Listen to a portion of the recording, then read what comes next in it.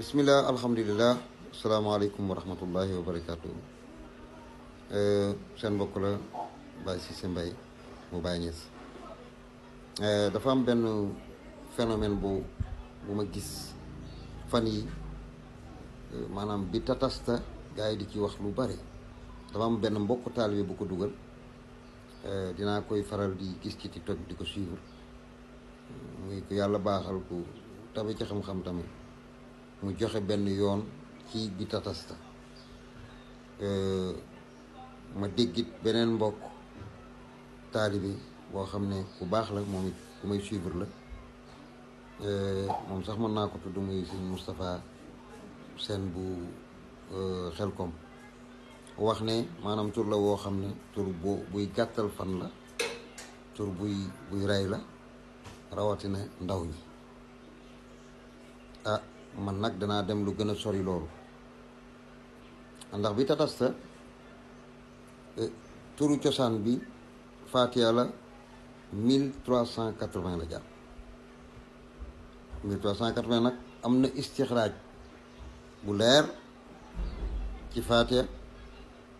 waaye bu dee ci Muhammad la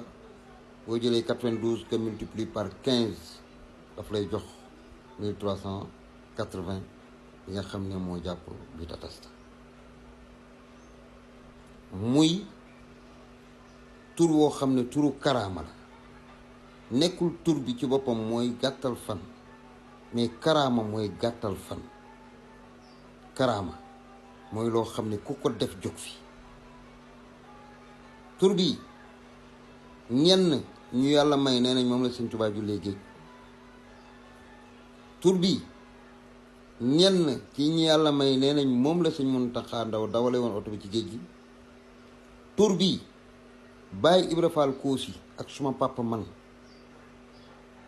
ñenn ñi nee nañ Baye jox na leen ci benn secret boo xam ne moom lañ jàllee woon pom bi njàllam pom bi ngeen di dégg. suma papa ànd ak Baye Ibra Fall Koosi ñu ñëw jënd si ceeb Kawlax teg ko ci fas wi di dàq fas wi taw bi di taw benn pepp ndox laaloo leen mu mel ni dañ leen a tiimali parasol. loolu benn ci yoonu tur yi moo ko def. li may wax nii lu ma xam la dama ko xam waaw ginnaaw gi nag ñenn ci suma waa kër Baye Ibra Fall ñëw yónnee nañ ci kër gi doon laajte ndax tur waa ngi fi ba léegi ndax tur waa ma nga fa parce que benn bés sama papa toog na ci penc mi ci Koosi tudd tur wi bàyyi na ko Modou Mbaye fàtteel tur fàtteel loolu waaw kon tur bi na ngeen xam ne du turu caaxaan du tur la woo xam ne wu doy waar la wu yéeme la waaw